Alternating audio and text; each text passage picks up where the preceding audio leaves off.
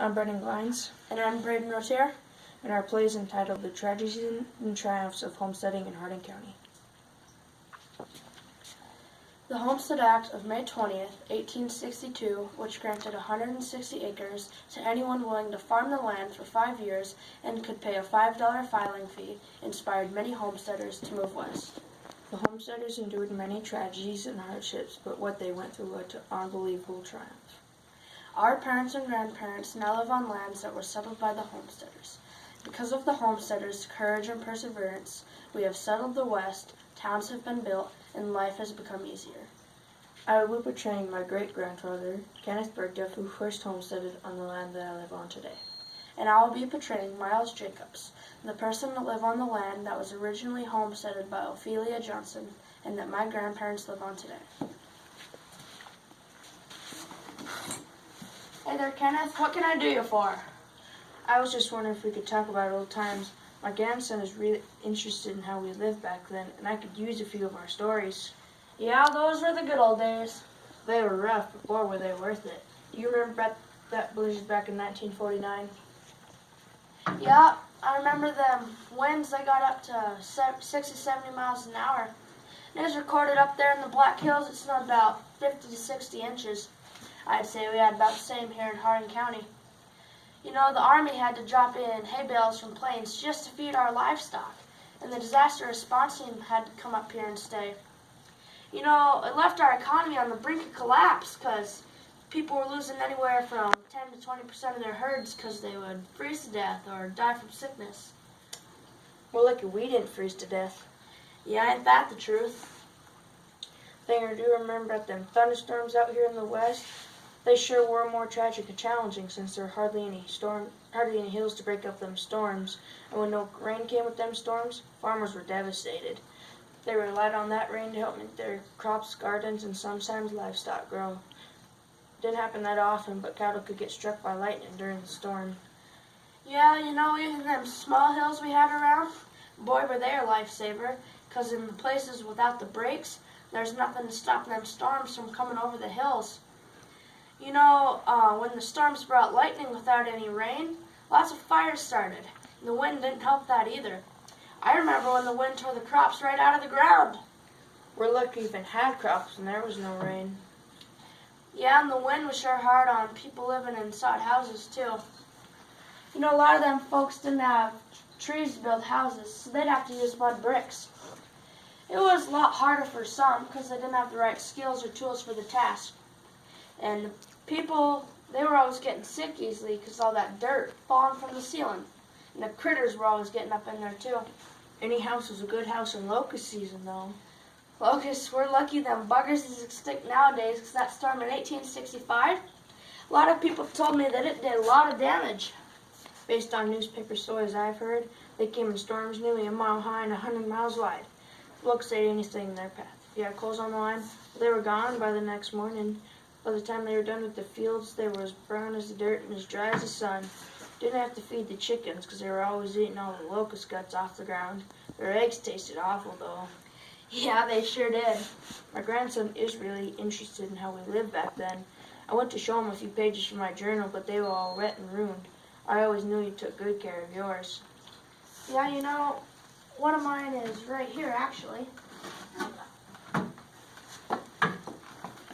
You know what?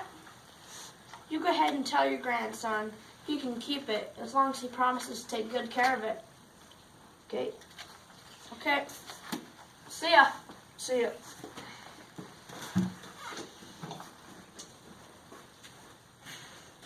The land that I live on today was originally homesteaded by Otto Bergduff, my great-grandpa. He then passed it down to his son Kenneth.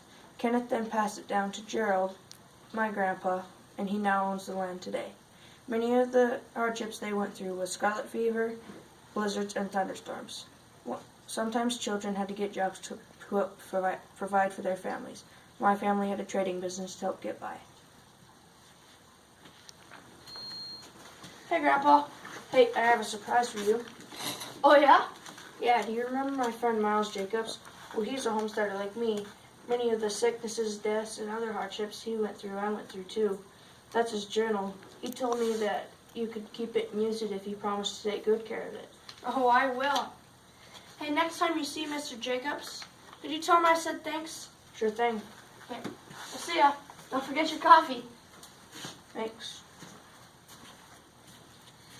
The land that my grandparents live on today was originally homesteaded by Ophelia Johnson. She lived in a small dugout in the side of a small valley.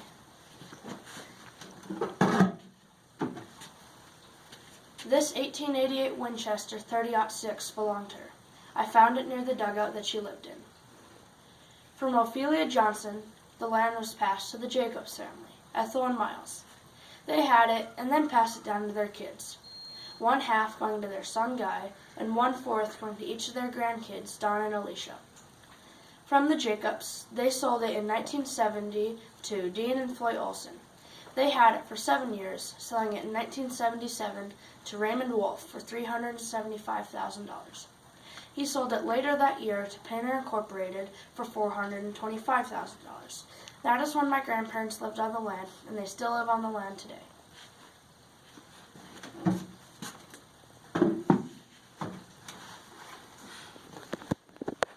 Hey, you'll never guess what my grandpa gave to me. Really? What?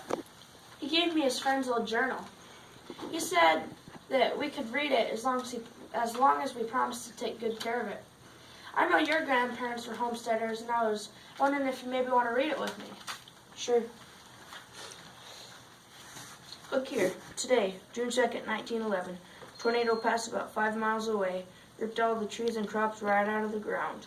Have to start all over on my new stockade. Lucky me and the cows are okay. Can't find a couple of my chickens, though.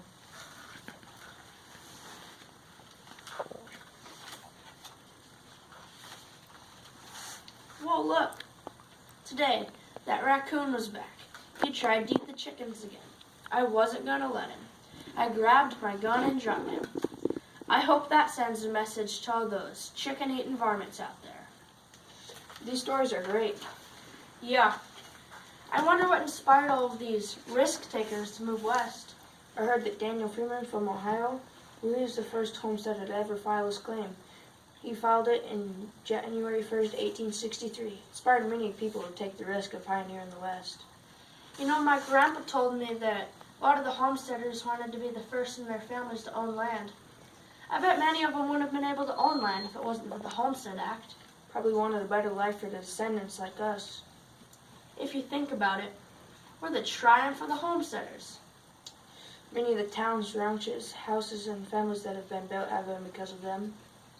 Living through tragedy to bring triumph to the future. Now that's one for the books. The tragedies and hardships our grandparents, as homesteaders, experienced in the mid-1900s must be considered in our story, but the first homesteaders were certainly among the bravest in their strife to build homes and establish communities. When they first came here, there was absolutely nothing. Stories said that when they used their horse-drawn plows to plow the fields, it made the sound like peeling heavy duct tape. Lots of homesteaders resorted to using cow chips for firewood instead of trees. This caused problems. Many had families to help keep them company, but sickness and lack of anything close to a doctor was the cause to loss of loved ones. The homesteaders had to learn to treat their wounds and minor illnesses. Lots had many children to help them out on the ranch or farm. Extra hands were the extra food needed, though. Once small towns were built and stores were opened, children had to get jobs to help provide for their families. Homesteaders were living with next to nothing. They hoped that their children had a better life for their children. We are the children of the homesteaders. The triumph.